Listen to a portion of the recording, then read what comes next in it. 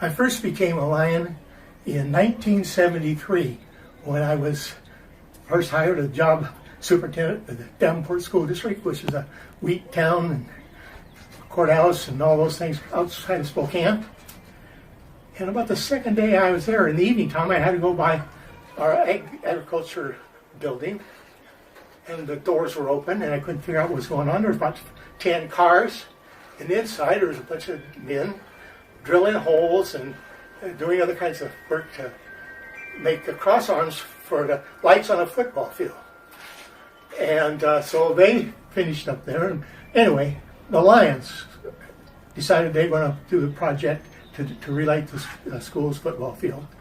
And the thing that's interesting is that we had two shops for power companies, one for the private company, like it was Washington Water Power, and one for the REA. So they kind of had a contest to see who could get their team to get the poles ready first.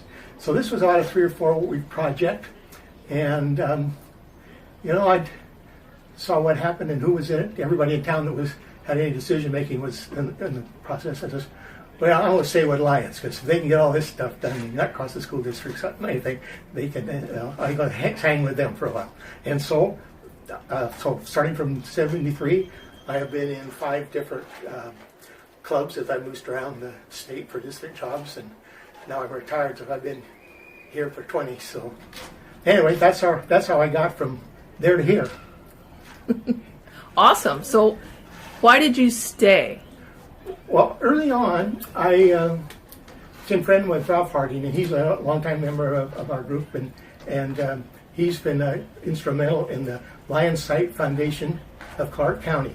And that's a thing that, up until a couple of years ago, we were the only one in the world that had a co-op when all the 10 clubs in Clark County pooled their money, and it went to a board, and then the board got applications from needy people, and we had contracts with the different optometrists and eye doctors who would help us, and that made it good for everybody, because only a few people had to mess with how to do the applications, and the offices only had to do with 2 people at the most on how to get the arrangement made.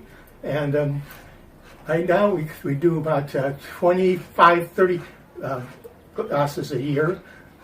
When in 2008, when economic problems used to do about 80 a month, and the lowest I remember was about 20 a month. So it's a real way, and you have a lot of appreciative people when you do that service. Okay. The other thing I'm involved in is the state Lions also have a hearing van, and they drive this van around to the schools, and we screen kindergartners through 4th graders for hearing loss, and then they're referred back to their school nurse and that if they need any follow-up. And I've been part of that group for a long time. It's really good to see the kids, and they're a little anxious when they come, and most of them give you high fives when they go out.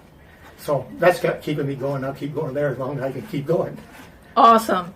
So if there's a new person coming in to the Lions Club or considering becoming a Lion, is there one thing you would give them advice on?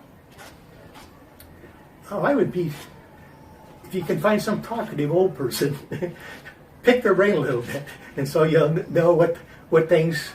It might be a while before what you're really interested in comes up, but they could tell you if that's coming up and things you get involved in. Because we do a lot of those projects, not quite like the Lions did over in Davenport, but we've done habitat projects and all kinds of things like that. So ask a veteran what's going on. Awesome. Thank you for your time, Bob. You're welcome.